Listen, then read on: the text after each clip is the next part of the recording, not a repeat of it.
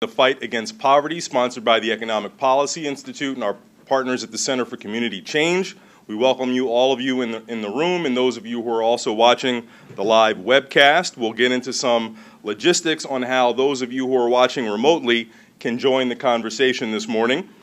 But this event is part of EPI's initiative, this year-long initiative that we've been waging, raising America's pay. Looking at wages as a key way to deal with reversing the decline and stagnation in outcomes for working people. And today we'll explore specifically how wages relate to the fight against poverty. Everyone's followed the news. We know yesterday in Los Angeles we have the minimum wage being raised to $15 an hour over the course of the next several years.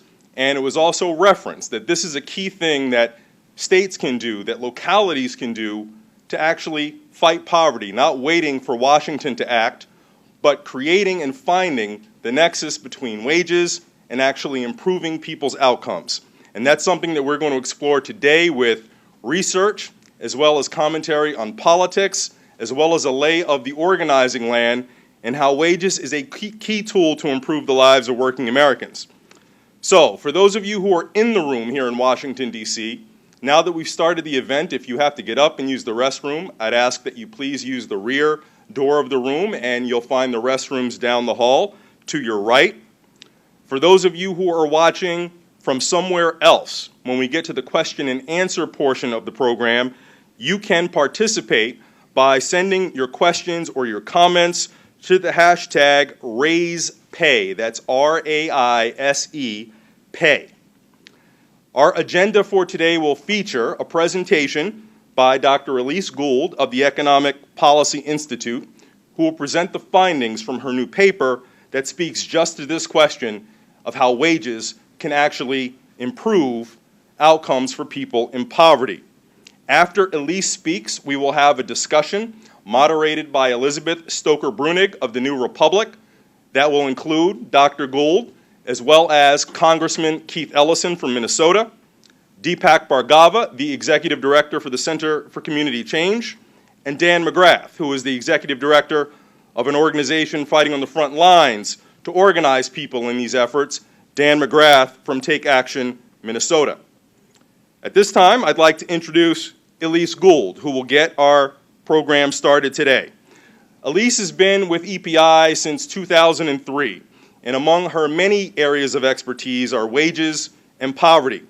She's been a co-author of EPI's seminal publication, The State of Working America, and her work on a variety of topics, including economic mobility, health coverage, have been published in a variety of journals, both wonky and popular, for public consumption.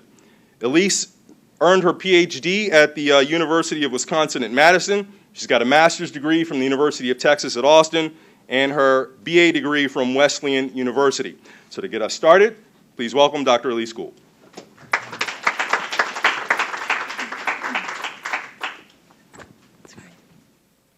Thanks, Christian. We're here to talk about how income inequality, and specifically wage inequality, is the main reason we haven't seen falling poverty over the last generation. And the pursuit of policies that target wage growth can and will significantly reduce poverty. Let's start by looking at what's happened with income inequality. In this figure, you can see that the top of the income distribution has seen the vast majority of the gains of a growing economy over the last 3.5 decades. Between 1979 and 2007, the last business cycle peak, incomes of the top 1% grew 245%, about 10 times the growth of the middle income fifth. Before 1979, poverty fell as the economy grew. You can see that in the period where they are moving together. That's actual poverty and the simulated poverty rate. If poverty had continued to fall as the economy grew in the last 30 years, we could have eradicated poverty in the U.S. by now. Government programs clearly matter for poverty reduction, and they are very important, and we should do everything we can to bolster them, but so do wages. Wages make up over half of incomes of the bottom fifth of households. What little wage increases the bottom fifth has seen over the last 30 years has been driven primarily by increasing hours of work and not increasing hourly pay. Adding the benefits like health insurance and pensions increases the share of income from wages and increases the trend slightly over the last 30 years.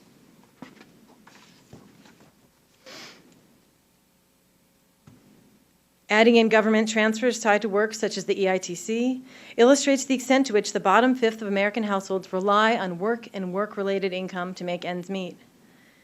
In 2007, these sources made up more than 2/3 of their total incomes. And as a source of income, they increased 10 percentage points over the last 3 decades. At the same time, it's clear that government transfers, like Social Security, unemployment insurance, and TANF, have made up a smaller and smaller share of incomes. You see that with the downward sloping line here. Government programs matter. Here I've added in-kind benefits, like SNAP, food stamps, and Medicaid. Government programs from the tax and transfer system reduced market-based poverty by 7.4 percentage points in 2013. But wages also matter, and they matter to an increasing degree. Poor people don't depend on government programs alone. This figure illustrates the poverty rate, graphed in the dark blue, and in the light blue is the 10th percentile wage. You can think of the 10th percentile wage this way. If we were to line up all the workers in the economy, let's say there were 100 workers in the economy, the 10th worker, 10th from the bottom, their wages would represent the 10th percentile wage. And you see that the 10th percentile wage and the poverty rate mirror each other. Higher wages at the bottom of the wage distribution are correlated with lower rates of poverty. And that's true because many poor people work. About 2/3 of the non-elderly poor are disabled, retired, or in school. Therefore, they can be deemed as not currently employable. If we expand out the employable population into the red graph we have on the right here, you can see that almost 2/3 of the employable poor people work, and over 40% of them are working full-time. Now let's move to the meat of our presentation, these wage simulations and what would have happened to poverty if wages had increased to a greater degree. Let's start with the market-based poverty rate. If we look at market-based poverty, and that's simply the poverty rate if you were to look at wages and other sources of income that don't include government programs. So taking out transfers and taxes from the government, the market-based poverty rate was 19.5% in 2013. And each of these are going to represent bars of the simulations that we're going to do that you'll see in the next few minutes. Let's start with what's happened with wages. Here's an illustration of growing wage inequality. The bottom line is the bottom 90%. It's not the bottom 10%, not the bottom 20%, or even the bottom half of the wage distribution. The bottom 90% of the wage distribution grew only 15.2% over the last 3.5 decades, as the top 1% grew nearly 10 times faster. And if this graph had shares within the top 1%, you'd see just how unequal growth is. And all wages could have grown at the same rate. That's possible. Here, I've added in the line of the average rate. It's about 32%. If the wage distribution today were as unequal as it was 30 years ago, and rising wage inequality had not occurred, then all groups would have grown at the average rate. Note just how high the average is being pulled up by wages at the top. The average is higher than that bottom 90%. If we take the population's 1979 wages and grow them all by the average wage growth between 1979 and 2013, we would hold the distribution of wages the same as it was in 1979. Essentially, be able to see what wages could have looked like if they had grown equally. If the workers across the distribution could have shared more evenly in the returns to a growing economy. So let's say that happened. Let's say wages did grow more equally. What would have happened to the poverty rate? If all wages had grown at the same rate as average wages since 1979, the market-based non-elderly poverty rate would be 8.6% lower. Here I'm showing it as 1.7 percentage points less today, and 4.5 million fewer people would be poor today. Next, we're going to take a look at a simulation. What would happen to poverty had wages grown with a faster rate of productivity growth?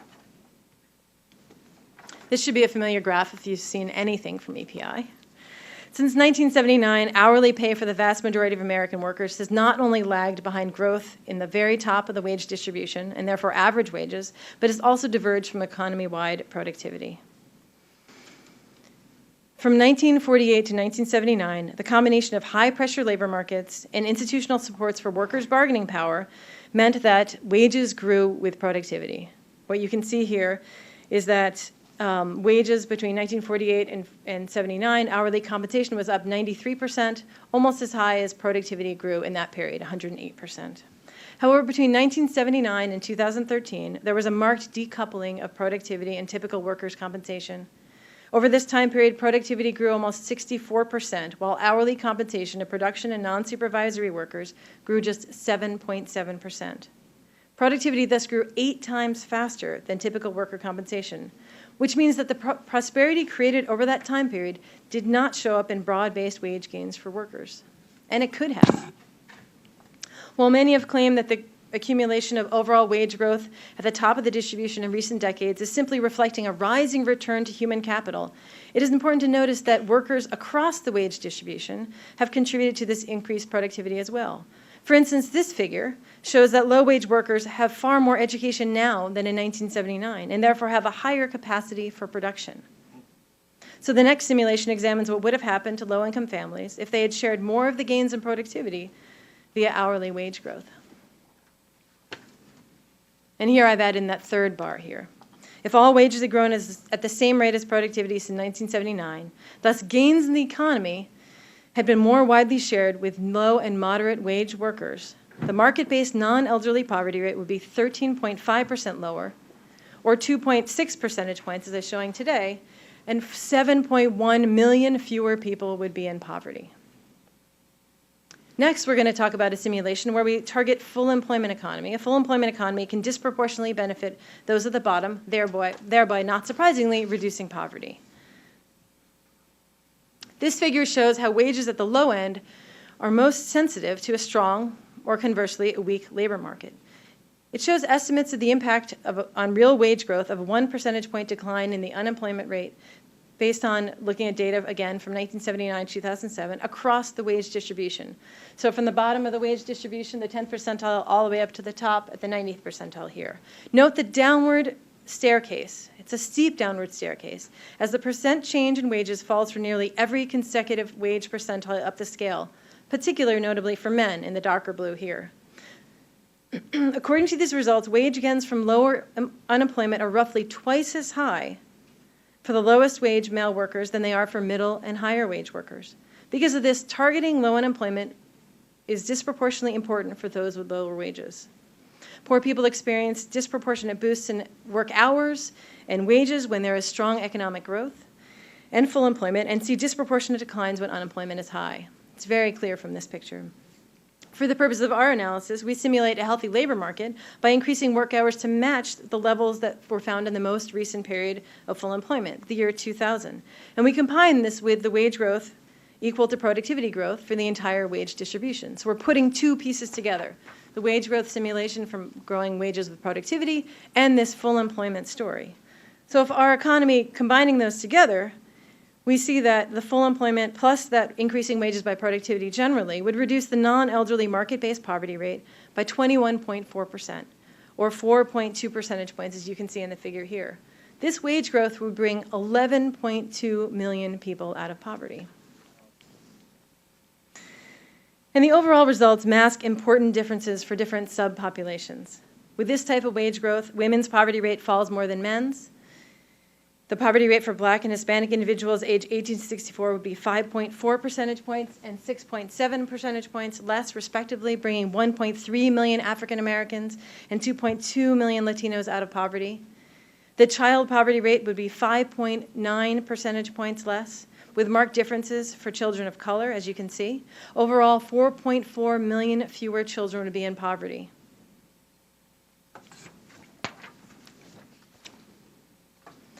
The final bar on this graph represents the poverty rate including the entire tax and transfer system. As you can see, these safety net programs lower poverty by 7.4 percentage points. These are an important and vital support system for those who fall on hard times. However, it's also important to note that supporting policies that prioritize full employment, that is using monetary policy to fight against excessive unemployment, and strengthening labor standards, such as ones that increase the bargaining power of workers, raising the minimum wage, raising the overtime threshold, and enforcing wage theft, among a whole other toolbox of things we should be doing, can be powerful policy tools to reduce poverty. Using these policy tools to spur broad-based wage growth are at least half as important in the fight against poverty as the entire range of our anti-poverty programs. And you can see that by looking at the differences from 19.5 down to 15.3 compared to the difference, that 7.4 percentage point difference between 19.5 and 12.1. Yes, government programs are very important, but we need to use all of the tools that we can to lower poverty. Targeting wage growth and full employment reduced the safety net's burden by 7.6% in its ultimate goal of closing the poverty gap and raising the entire impoverished population above the poverty line. The fact is that increasing inequality continues to go unchecked. The tax and transfer has to work harder every year to simply overcome increasing wage inequalities. Thank you.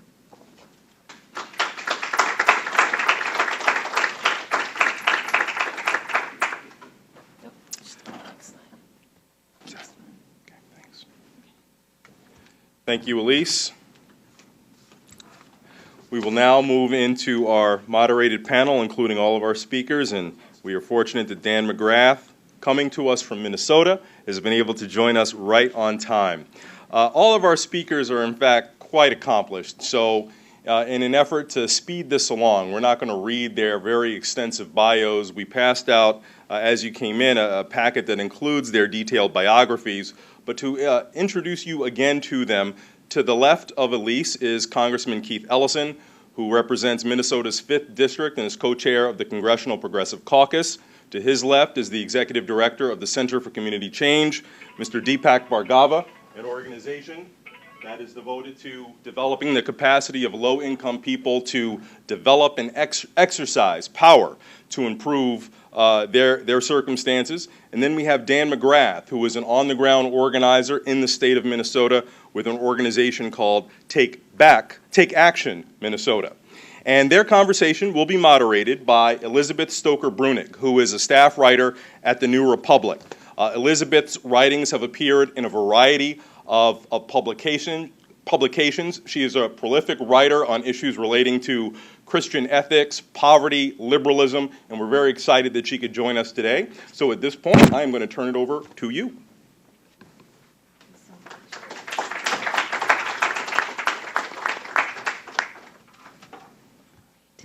Thank you all so much for being with us today. Thank you, Elise, for that fantastic presentation of a very interesting and very moving report. So I think we're going to open with a discussion of the news. And I think that the first question should go perhaps to Dr. Bhargava. Sure. Today, my colleague at the New Republic, Danny Vinnick, published an article saying that we were all wrong about the fight for 15. In fact, a lot of people in the DC media seem to have that wrong. And Danny's mea culpa is much appreciated. And he is reflecting on the raise of the minimum wage to $15 per hour in Los Angeles. We've also seen some sort of seemingly unprompted raises in wages in particular companies like Walmart to $9 an hour.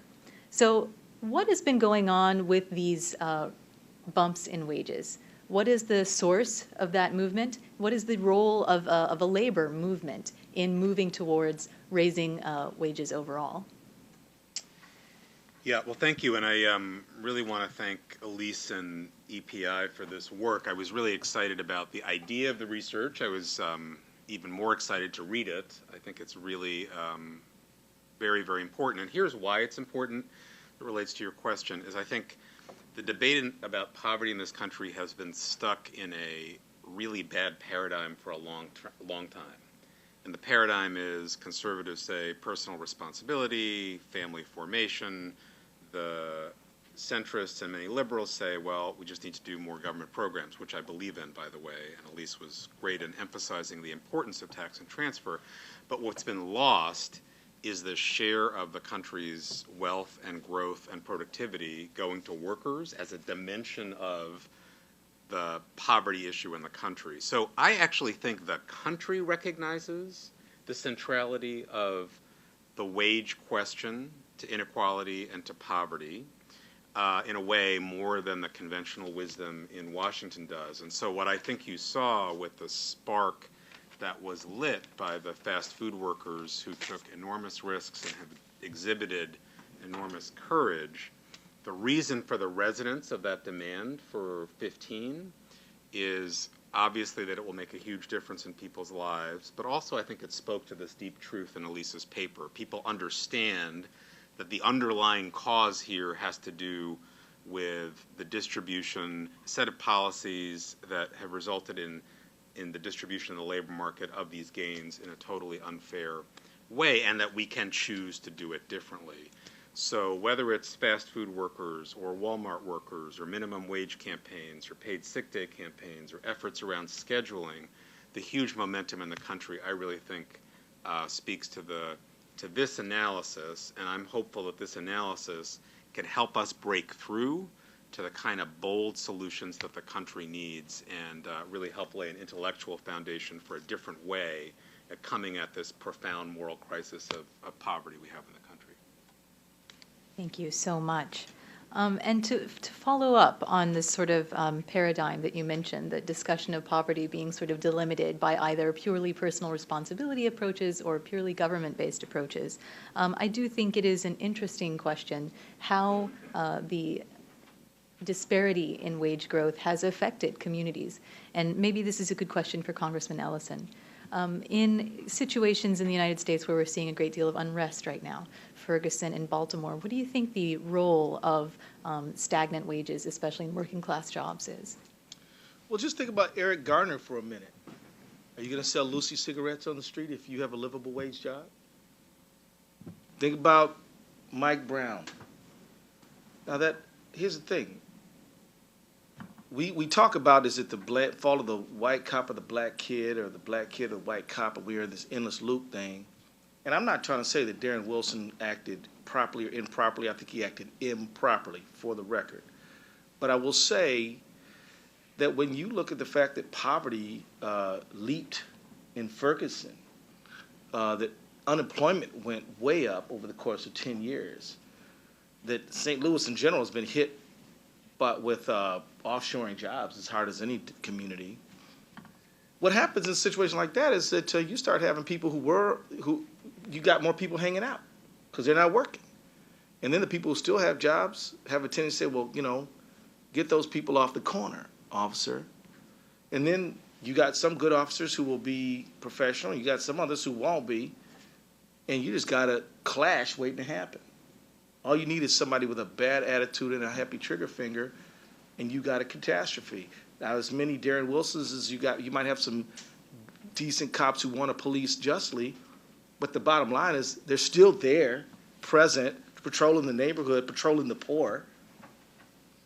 Move that, and it just sort of radiates. I am convinced that why don't we have police brutality in the rich part of town? We never talk, police are not using excessive force on Capitol Hill. There's plenty of cops there. They're not beating up members of Congress, and there's cops all over the place. Why not? Well, obviously, the police use heavy-handed tactics on the economic castaways. And that's just part of the reality. And so I definitely feel like a key to restoration is raising wages. And yes, we've got to have body cams, and we have got to have more police civilian review boards, and yes, we've got to have grand jury reform, and we've got to train police better. But at the end of the day, if our answer to the economically left out is prison and police, you're going to have these catastrophic Baltimore-type situations over and over and over again. Thank you very much. Another question that I would pose to the whole panel, and see who has a thought on it, has to do with marriage differentials. So one of the claims that has come out of those interested in the falling especially age of first marriage and marriage rates in general in the United States, is that wages have stagnated among lower class men and working class men. And these have in fact been one of the groups hardest hit by the recession. And they haven't experienced the same kind of bounce back that other groups have following the recovery. So I would be interested in a discussion of how raising wages in especially working class jobs could change the landscape of marriage in America. You know, I can jump in with a with a story of one of our members, and I have to say, as a fellow Minnesotan to Keith, I appreciate this conversation in the Paul Wellstone conference room. That's right. So, to set some context, right? Minnesota is healthier, wealthier. We are better educated than virtually every other state. We also are last or next to last in racial disparities, meaning we have the worst racial disparities in the country. When you look at how low-wage work correlates, who is in low-wage work, right? It's important to note how much this impacts communities of color first and foremost. And I think the research paints that picture eloquently. It's also true that there are a lot of white folks that are collateral damage. There are a lot of men that are collateral damage of that, or is in fact central to it. So I think of Matt McIntyre, who's a member of ours. He's 35 years old. His father was a mechanic. His mom worked in the home. He had to delay college for several years when his father got cancer. He eventually went back and finished, but his mother, after his father passed, was saddled with 10 years of medical debt, which he continues to pay. Matt eventually landed a job in IT. That was the field in which he got a degree. And he survived the beginning of the recession, but eventually was laid off in about 2010. And since then has never been able to find a job at half of the salary that he was making.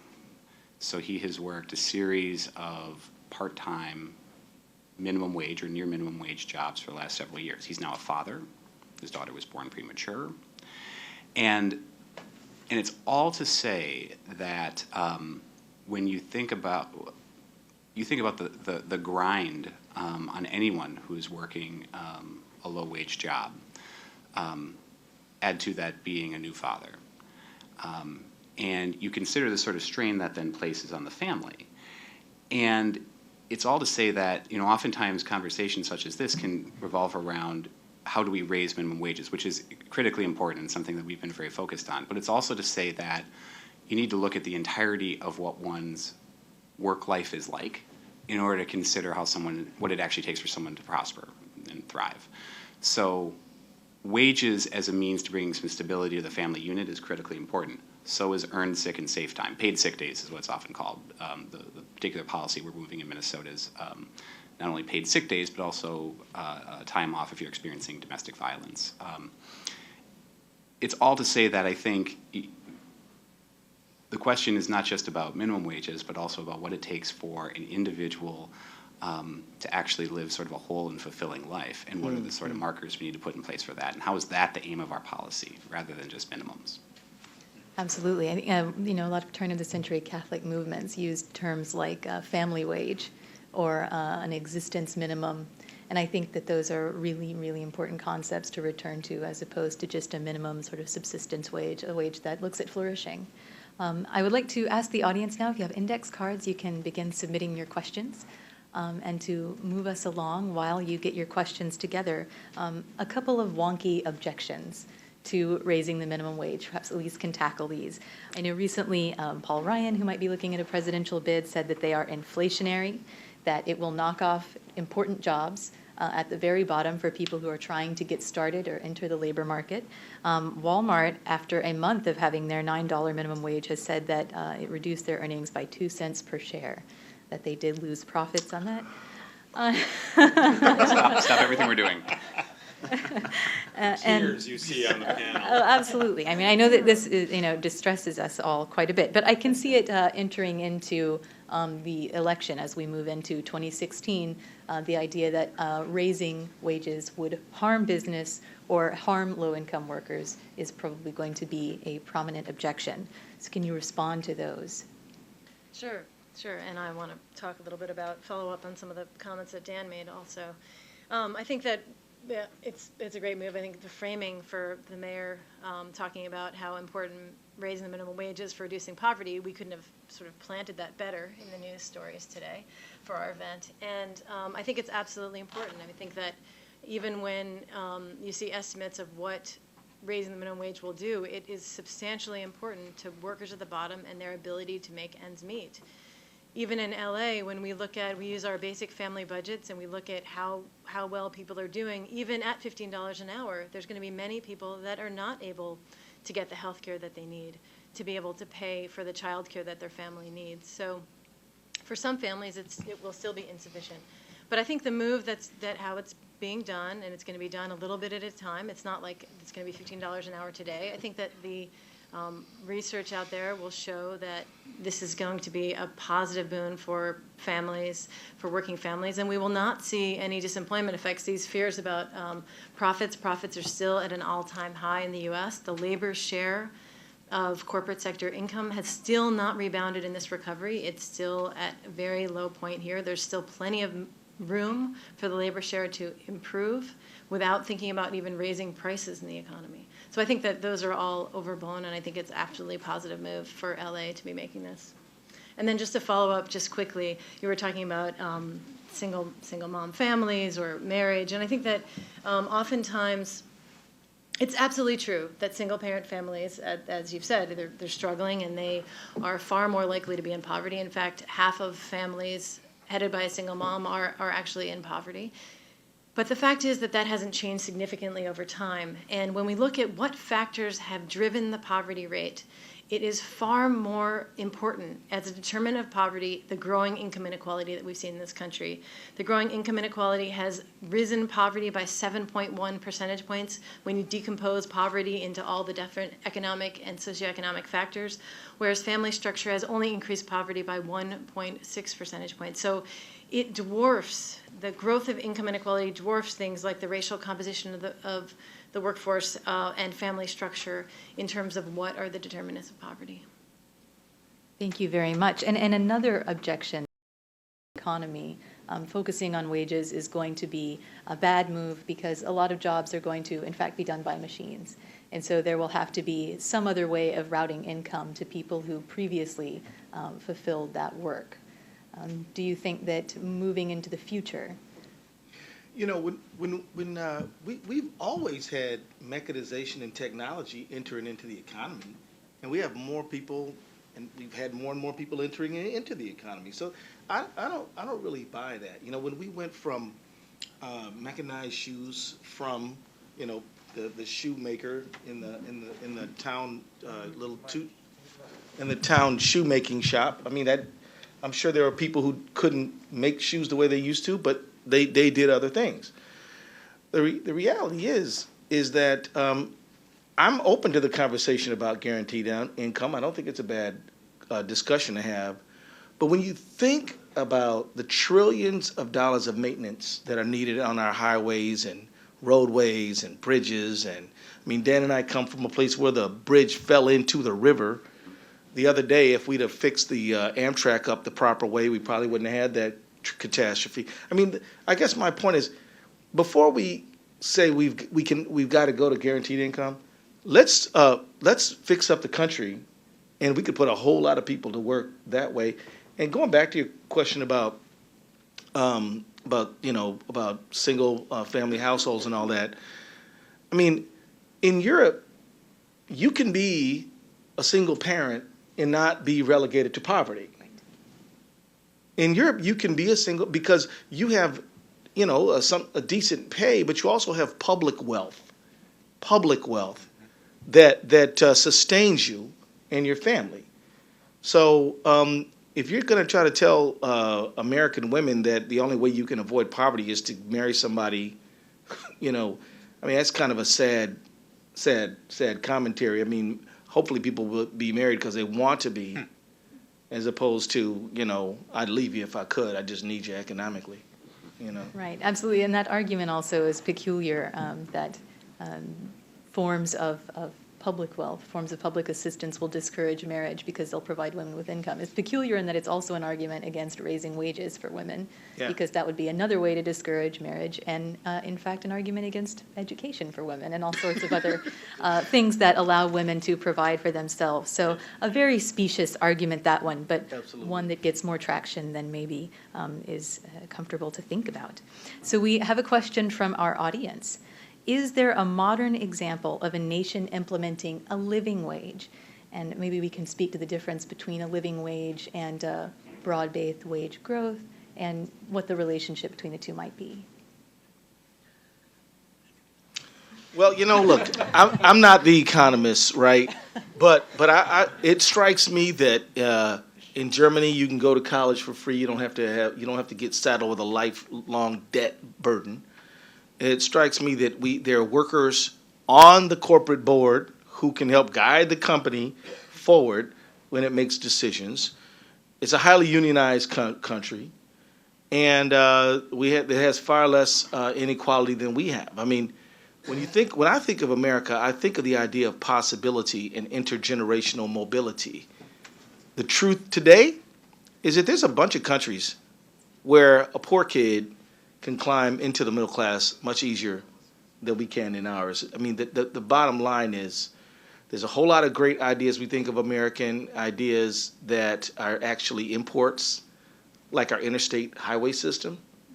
We need to start adopting some American ideas that come from other places, like worker inclusion, the right to organize, debt-free college. This would improve us quite a bit, and I think Northern Europe in particular is not a bad place to start. Just one other example to that point that I really think speaks to Elise's paper is Brazil has had the experience of bringing 40 million people out of poverty. There's a lot of attention that's been given to the conditional cash grant that people get.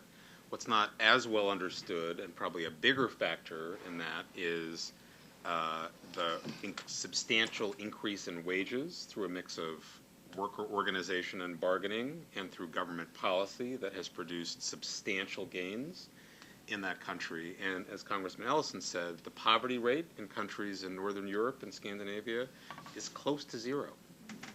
So we have examples of countries that, by raising wages, having a strong safety net, and this theme that Elise lifted up about a commitment to full employment, which has got to be an anchor to any serious strategy to deal with this, that these are solvable problems, and there are examples in other parts of the world that show us this does not have to be the way that we organize our society or economy. Absolutely. And while I have you, so focusing on wages as well as, or in conjunction with programs that deal with specific portions of the American poor, disabled people, students, and children, but focusing on wages for the working poor, do you think that would do something to rehabilitate the role of business in society, or the way that Americans conceptualize the role of business to communities? Well, I think there's a pretty dark story underneath the graphs that were in the EPI report that Elise did. And that story is, and I think most Americans understand it, these trends did not happen by accident. They happened by design, the sense that the game is rigged, that the political process and policy choices are being driven by the 1%, by corporate actions, the deliberate effort to undermine the labor movement, which provided such an important anchor in making sure that the fruits of people's labor, that they enjoyed those fruits of their labor and shared in the wealth that they were creating. So I think there is a good case to be made that it is in the long-term interest of this country as a whole and of the business community as well as working people to have a higher floor. The other thing I'd say about it is that, when you don't have a higher floor, you were essentially rewarding the lowest road employers. That's right. You make it much more challenging for high road employers to succeed. So it is, in a sense, picking winners and losers to enable low road behavior. And it's not just minimum wage standards, as Dan said. It's the fact that for millions of American workers, the minimum wage is essentially unenforced, doesn't exist. The billions of dollars that are stolen in wage theft. So to the extent that we take the floor seriously, we are setting a level playing field at a different level that will benefit significant portions of the business class. The last thing I'll say is, it's been interesting to me to see the level of support from small business owners for increasing wages, something that, if you believe the conservative propaganda on this topic, you would think would be impossible. Why is that? Who are the customers of neighborhood small business? They are, in fact, people who tend to earn the minimum wage or somewhat higher. So there are feedback effects for the economy as a whole from lifting the floor that are important to note as well. Can I just tag on to that for just a Yes, second? Just to say that, I mean, in essence, what we're talking about is how do we change who benefits in this economy? And I think it's important to then ask ourselves, the only way we're going to change who benefits in our economy is if we also change who decides in our democracy. Mm-hmm. So I think Deepak's exactly right. Like in fact, there is an argument, a strong argument, how raising wages is in business interest, and that was the experience we had in recently raising the minimum wage in Minnesota and indexing it to inflation.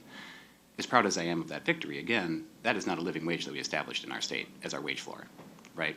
So what we have done is raise the floor, but nevertheless still not broken through any sort of layer of poverty.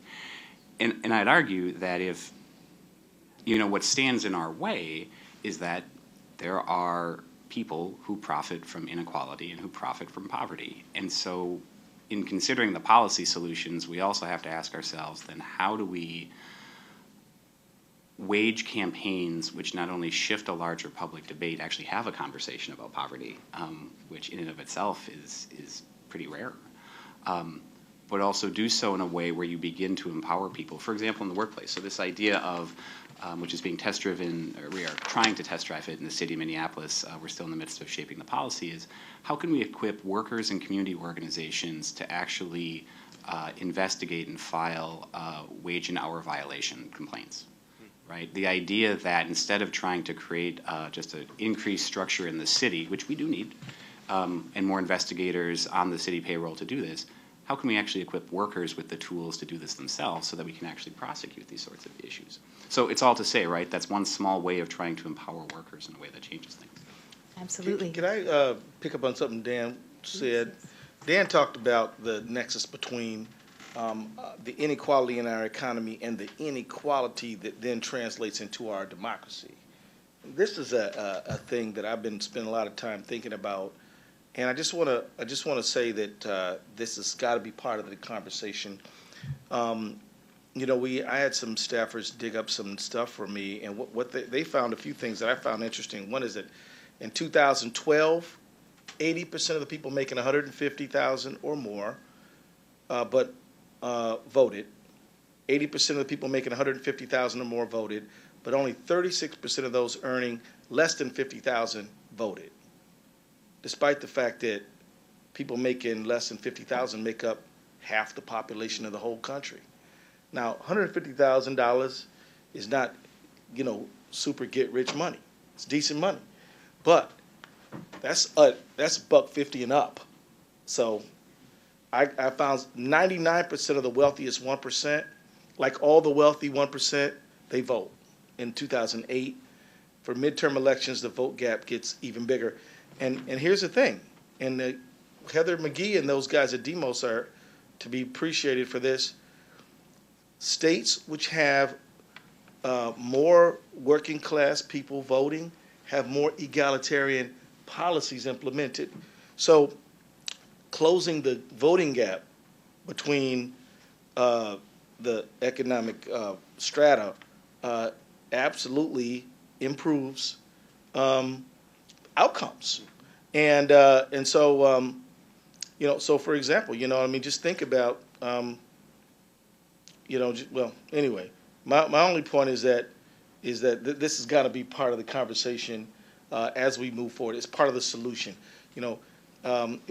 It should be kind of interesting to all of us that in all these states, all these states where you have red states, people are voting to increase minimum wage and push forward a lot of policies. one of the things we've got to do is get some people who are willing to carry those policies as a bundle, not just, measure by measure. Anyway, just thought I'd throw that in there. Thank you very much. There's an excellent new book out, The Tumbleweed Society by Allison Pugh, on the insecurity of work, that increasingly Americans are dislocated from families and the areas they've grown up in by insecure jobs, having to follow the work. So someone in our audience wonders, how do we address low wages and the lack of benefits in the ever-increasing gig economy, where fewer and fewer people have one employer for many years, as they have in the past, and must take work on a contract basis? How do we organize in that situation, and how do we address wages and wage theft in those situations? Well, I would say, and this comes out, I think, in the report, that there is a substantial number of people for whom a big driver in poverty is that they cannot get enough work. Yes. So that is people who are underemployed, who are discouraged out of the labor market. It's also people who are struggling with part-time arrangements that are intensely destructive of family well-being. That's right. Right? You get called on the phone, got to show up at work, canceled, your child care falls apart. And that is a deep, profound reality for low-wage workers in this country. So I think there are some pioneering efforts being pushed by community organizations, by the labor movement, to try to get at some of that. Things like the fair scheduling ordinance in applying to big box stores in San Francisco, which tries to give workers, to Dan's point, more control, more predictability, more stability. I also think we do need to ask ourselves whether we need to create some policies that encourage full-time employment for those who want it, and the destruction of the job as we know it into its component parts in a way that works well for those who employ but not those who rely on work. We have moved to a situation where we have, in a sense, incentivized that. What are the set of policies that might do that? The last thing I'd say is how important worker organization is, how important unions are, not just for the people who are members of them, but for other workers who rely on the standards that get set for entire industries, regardless of whether you're part of a union. So a piece of the solution has to do with making the power of workers, to this point about democracy, kind of leveling the playing field, having the ability of workers to bargain for standards, not just about wages, but about all the other terms and conditions of work, which make for a family-sustaining good job. Absolutely. Just add to that. Excuse me. Can I add to that? Yes, please do. All right. So, I mean, I think that one thing to keep in mind is that poor people are not a static group, right? There's all of us and there's all of them. It's not true at all. In fact, if you look over a 2-year period, 30% of Americans will become poor for at least 1 month in a 2-year period. And we've seen in the Great Recession that's probably been exacerbated. So why are poor people not working, or why is such a large share of them not working? Well, a lot of people, would-be workers, are poor because they couldn't find a job, right? So it's not this population that isn't working or because they're, for various reasons. It's because many of them want to be working, and they were middle class maybe just a couple of years ago, and now because of the Great Recession or because of 30 years of lacking wage growth, they're having a hard time making ends meet, and now they're becoming poor. In fact, over 3.3 million of people in poverty are unemployed. So they're actively trying to find jobs, and they cannot find them. And so absolutely all the solutions that we're hearing today, ways of getting people to work and getting the hours that they need. And the regular hours, I think the regular employment is absolutely vital, particularly when you think about working parents and the child care needs that they have. It is vital for them to have more steady hours to be able to care for themselves, for their family, to provide for their families. Okay, could I dive in a little bit? So I think that it's important, too, I think Deepak certainly alluded to this idea that we have got to very enthusiastically embrace organizing, social organization. I think that's got to be one of the ways back.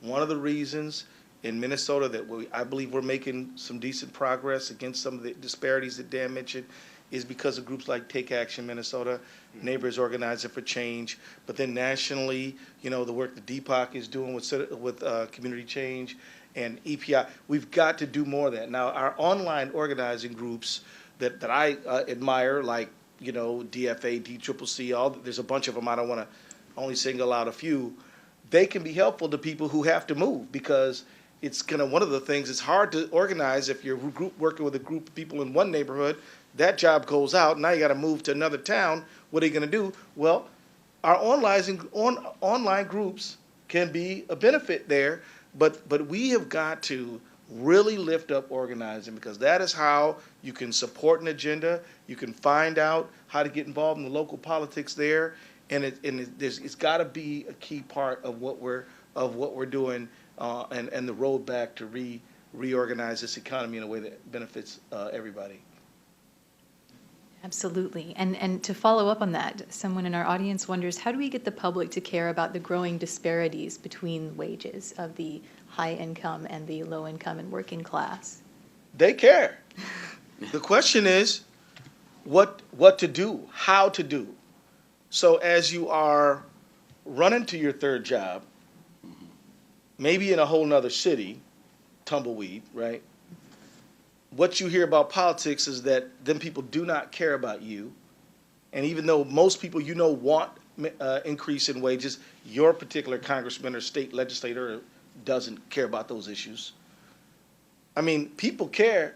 The real question is, how can we organize people in a way to do something about it, to fight back on the cynicism? But I can tell you, when we're passing increases in the minimum wage in places like Arkansas, you know what I mean? People care. But we've got to talk to those people. We got to engage those people.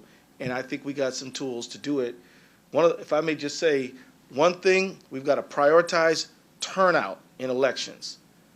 I'm telling you, and I know I'm going to get myself in trouble with somebody for saying this, but, most politicians, Democrat or Republican, don't care if 3 people vote in a congressional election as long as they get 2 of them. We have got to prioritize turnout, and the raw numbers actually matter. We've got to drive them way up. 2, we got to get people to go from 60% TV and 40% field to 60% field and 40% TV or lower. 3, we've got to engage our state and local partners. 4, we've got to engage our state and local partners to push greater voter access, same-day voter registration, vote by mail. Anyway, that's all I got to say. Yeah, can I add in that? Now you know why we love Keith Ellison in Minnesota. So there you go. So I think that's exactly right. People do care intensely about income inequality, and I think that's why you've seen some of the mass mobilizations around We Are the 99% pop up. I think the question in some respects is, has that given any staying power? I think a mistake we often make, and I won't just blame people in Washington, D.C., I will blame people also in Minnesota and other places. We tend to treat issues that deal with income inequality as sort of discrete microcosms of themselves. Okay, so often what we fail to communicate is that a campaign about healthcare reform is actually about income inequality, right? We tend to treat an issue like organizing home care workers in the state of Minnesota, right, who are written out of minimum wage provisions, right? Historically, which goes back to the the days of both slavery and is both embedded sexism and racism. Somehow it's okay, right, for home care workers not to earn a minimum wage. We tend not to talk about organizing those workers as actually a strategy to lift up all people who are going to rely on care and rely on those workers. So my point is I think oftentimes what we tend to do is just talk about issues as a one-off campaign to win this or that, and instead what we need to do is start to talk about, and I'll actually give credit where it's due, I think Center for Community Change does this wonderfully, and it's why we are such an appreciative partner of them. The idea of connecting poverty and the fight against mass incarceration as 2 sides of the same coin is exactly right? Yeah. What a criminal record means is that you are doomed to a life of poverty. That's what a criminal record means. You get out, but you never stop paying.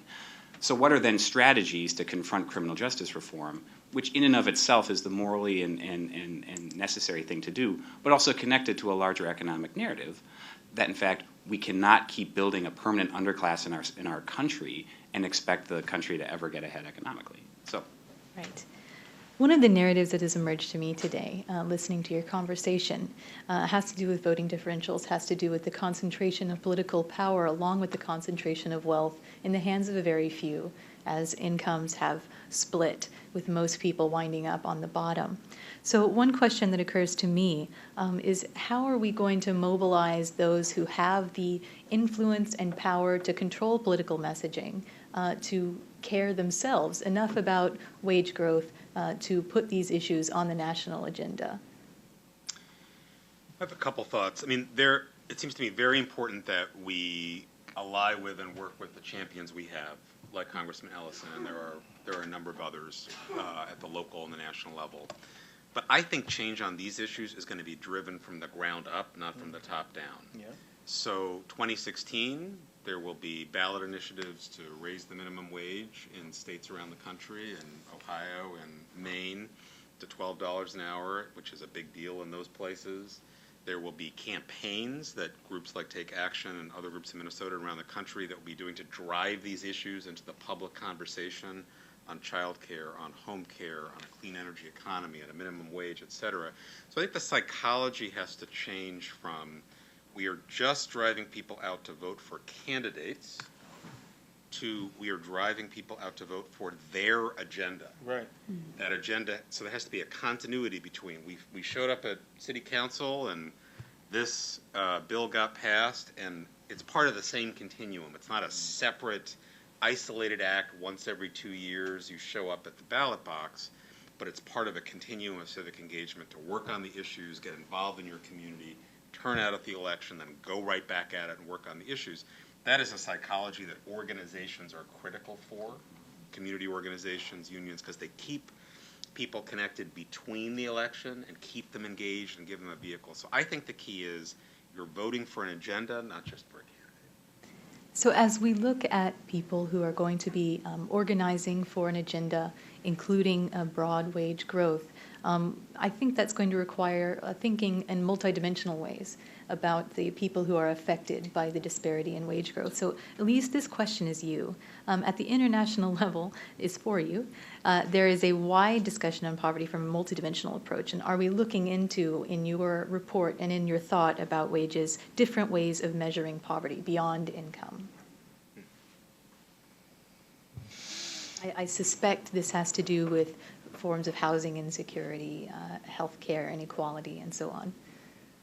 Sure. When we think about poverty, we think about, officially poverty is measured by the Census Bureau looking at some forms of income, not all forms of income. What we're doing here is looking at market-based poverty without all of the taxes and transfers. And I guess I need you to reframe the question. It was framed to me. Okay. It was from the audience. It came If from somebody the in the audience audience can framed. reframe So the question. yeah. Oh, there we go, right there. Thank you. Sure, That'd sure. be great. It's basically the discussion at the international level in terms of poverty reduction and poverty eradication is around measuring poverty beyond income, beyond a poverty level at a 1.25 or $1 level. And it's going beyond and looking at other dimensions it's also from a rights perspective, but also in the issue of looking at other things such as the moderator said in terms of, for example, housing, education level, access to public service, access to water, access to all those issues. So it has an equity dimension, and it has a rights dimension, but it also has sort of a multidimensional and intersectoral view to poverty. So my question was specifically in this, obviously wage and rising wages is a very important aspect or tool of poverty reduction. But are you also looking into the other elements of looking into poverty reduction, such as a multidimensional approach? That's a great question. I think that, if we look at it just too singularly and say, oh, in this month, did you have sufficient income to get by, to somehow meet your needs? It's not sufficient. I think it speaks to the stability of incomes. Are we, like the sort of scheduling issues, and are people getting the full-time hours that they need? Are they going to be building a system? But it's also about whether or not we're creating neighborhoods where people can flourish. And that is absolutely missing, I think, from the agenda, generally, from the conversation generally in this country. And I think we should be adding all of those different elements.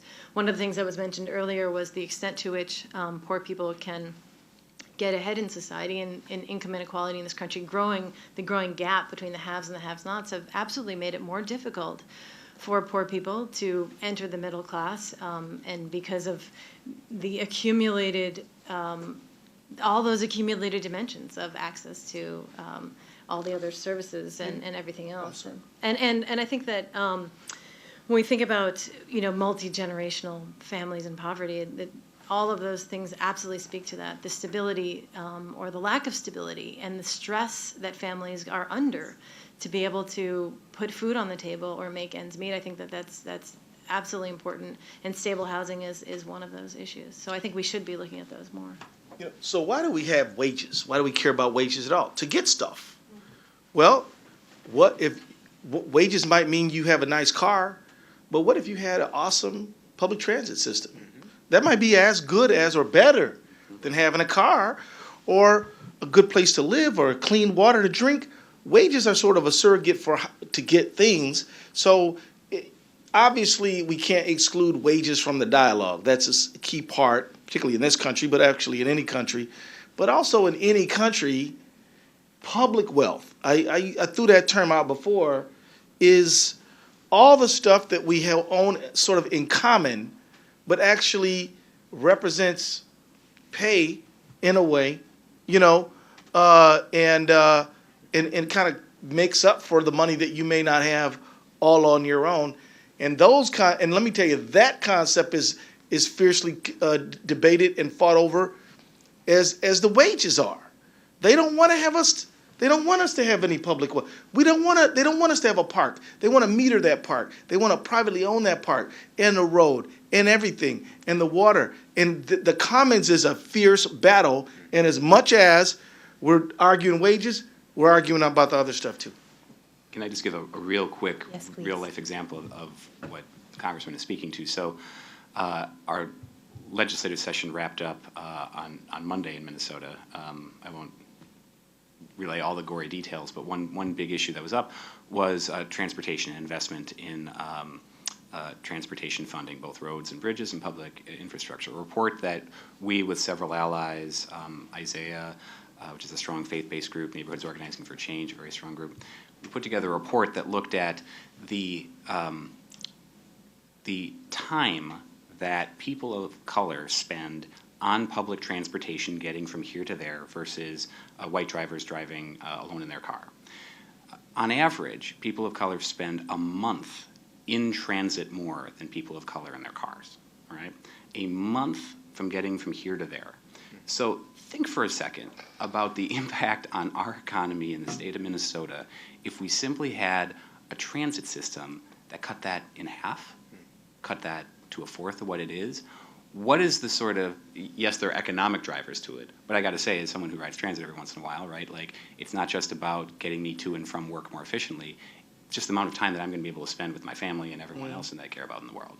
So it's an example of how our disinvestment in the public good has profound costs to all of us, and why that needs to be examined as a part of this.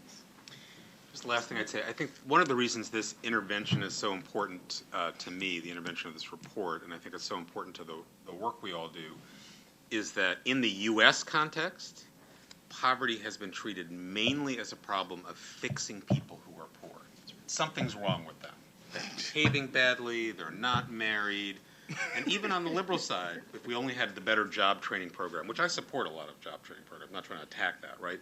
But what this report says is there is something fundamentally broken in the structure that is producing large numbers of poverty, and that this labor market discussion and this poverty discussion have to be joined. They're not like two worlds. So that's why I think contextually, even though it's not the only issue, it is a crucial issue and has been really largely missing, certainly on the conservative side, but even on some parts of the liberal side, people don't connect it as a poverty, a driver of poverty. So that's why I appreciate the work so much. Thank you very much. Elise, one of the questions that comes to my mind is has to do with working from a broken system towards a solution, and how there are certain perils attached to having a really troubling baseline. So for instance, as we work towards raising wages, are we going to work towards raising wages with reducing hours in mind, without causing those workers to be in the same situation they were before, hustling backwards, as it were? So I think there have been a lot of articles recently. There was a great piece in the Pacific Standard about 24-hour daycare. So are we going to give workers an increase that would make them only need 12 hours of daycare? Or are we going to look at the sort of 8 hours of work, 8 hours for rest, and 8 hours for what we will type standard when we think about where wages should be?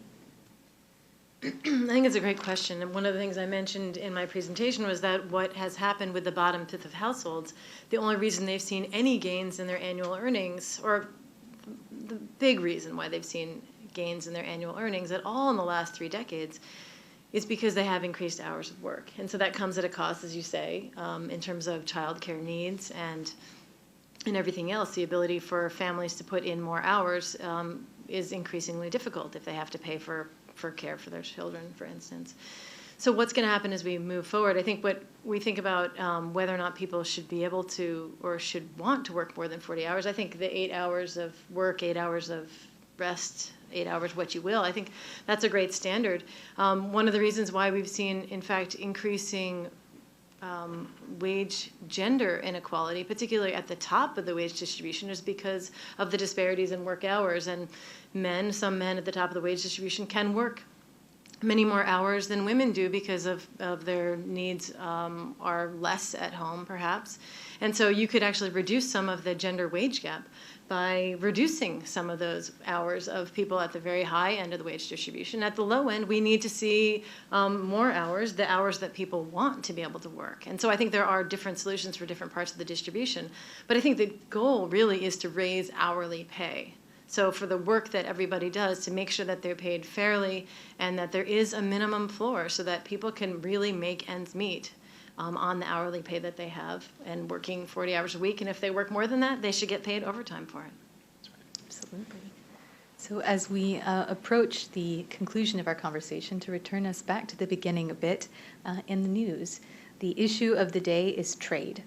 And what sort of trade agreements will be made that will change the shape of jobs and wages in the United States. So to address this to the whole panel, what difference, if any, would it make if the trade agreement that's currently up for discussion went through? Would we see more jobs? Would they be at low wages? Would they be at high wages, potentially?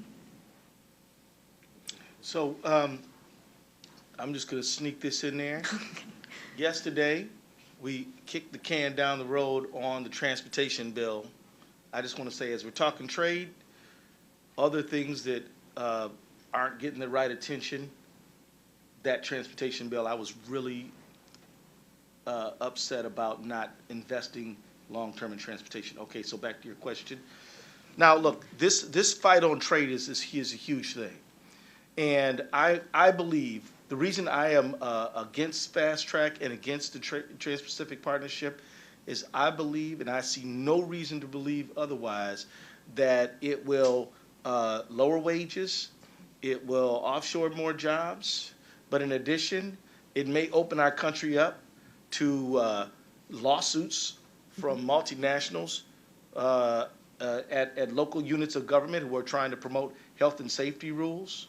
It'll make it difficult and lengthen the time that people have to wait to get access to life-saving drugs as the intellectual property extends out. We just learned the other day that, going back to this issue of the investor-state problem, that under NAFTA, the old one that they say is the bad one and we shouldn't think about that because that was then and this is now, some Canadian business interests want to challenge the Volcker rule under NAFTA. Think about that. This is the thing that our president told us, don't worry about that, and Elizabeth Warren's wrong. Turns out, as soon as Elizabeth Warren says maybe NAFTA will be used to attack our Dodd-Frank, and Obama says no, it won't be, Canada says, oh yeah, we're thinking about suing y'all over that, under NAFTA. So my point is, the battle couldn't be fiercer. Anybody who's listening to this show if you care about workers, if you care about wages, if you care about better quality of life for Americans, please vocalize your opposition to fast track and the TPP. It is the worst trade deal you ever heard of. Now the president is going around saying things like it's the most progressive trade deal ever. But let me tell you, there was a story in the news the other day where Sandy Levin, who was the ranking member on Ways and Means, awesome guy. He's no anti-trade person, but he's concerned about what this could mean. We have a hearing on Vietnam. And what comes out of the meeting? Vietnam, where is it illegal to have a labor union, where if you are a trade unionist in Vietnam, if you're lucky, you go to jail. If you're not, you might get a hole right behind your ear. You understand what I'm saying? He comes out of there saying, I didn't hear anything that made me feel more confident about how another people's loss of human rights might result in them having to work for less, which means we're going to have to work for less to try to keep competitive. And even under NAFTA, which they're saying is the old thing, and we haven't worked out our trade problems with Guatemala or Mexico. And so now we're going into this thing. My thing is, I'm not for it. I think Elizabeth Warren is right. I think Robert Reich is right. I think Larry Michel is right. I think that Joseph Stiglitz is right. I think that Paul Krugman is right. And those are all economists who I have a lot of confidence in, and put their collective wisdom together, and they say this is not the right thing for America. I think I trust that. It's a very compelling case. Well, sorry. I feel passionately about it, as you might have guessed. So to close with sort of a survey of our thoughts at the end of this conversation, perhaps each panelist would give me just a concluding remark on policies that might stimulate wage growth or eliminate wage theft or any of the other solutions we've talked about going forward. And I'll start with you, Elise.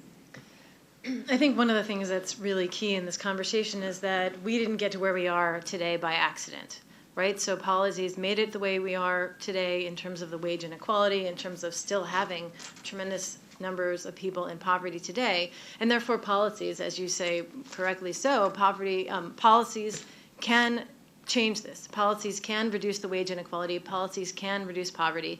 And we should absolutely strengthen the social safety net as much as possible. And we're behind all of those tax and transfer programs that can help reduce poverty in this country. But we need to raise wages. And I think that we've named a few of them already today, raising the minimum wage and raising the overtime threshold, reducing wage theft. But all of those things are under the rubric of really increasing workers' bargaining power. So we need to do what we can to strengthen workers in their relationship vis-a-vis their employers in getting better wages, getting better benefits, and getting better work hours.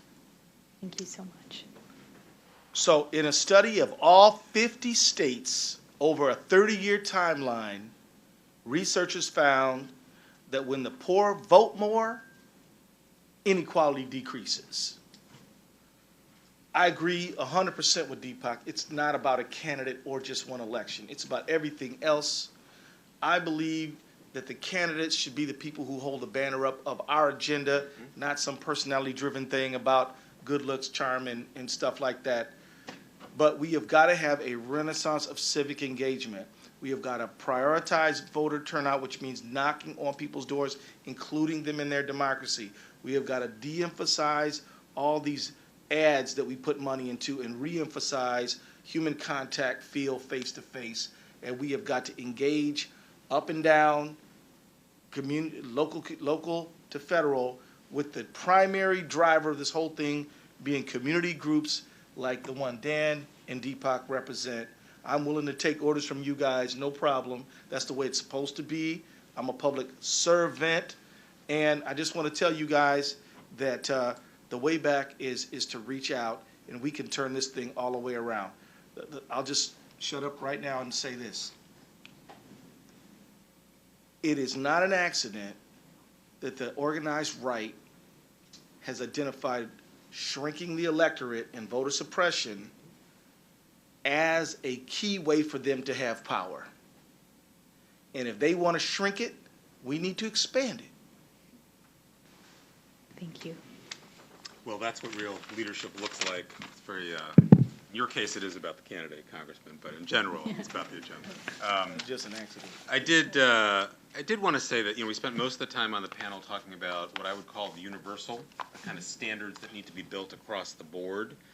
But there also are some targeted things within that on raising wages that I think need to be part of the equation. So as we raise the minimum wage, we need to eliminate the tipped minimum, which is a terrible policy that has a disproportionate effect on women and a whole sector of our economy. As we think about enforcing labor law, that is pretty hard to do for workers who fear that they are going to be picked up and deported. We need immigration reform and a path to citizenship, not just for those workers, but for the other workers whose wages are driven down by having this second-tier labor market. We need reform in criminal justice because it is an economic issue, it is a jobs issue, both for people who are coming out and for their family members. It is a huge drain of wealth and resources. So I just wanted to say that in addition to the universal, we also need to pay attention to the ways that this plays out with respect to women and different communities of color, because there are some nuances that are particularly important to make sure we get the big story right. And I would just add to that, so, in particular, in terms of criminal justice, ending collateral sanctions and consequences for anyone with a criminal record would be a profound step in the right direction. Passing paid sick days or earned sick and safe time, which just in the state of Minnesota, 1 million working people, we're only a state of 5.3 million people. 1 million people don't have access to any time off if they're sick or a loved one gets sick. Universal health care that is affordable and accessible for all. In repealing photo ID statutes and expanding voting rights, right? We can do all that. The bottom line is wages are power, right? And so at the end of the day, how people have more money in their pocket does a lot to empower people to live the lives that they want to live. Right, absolutely.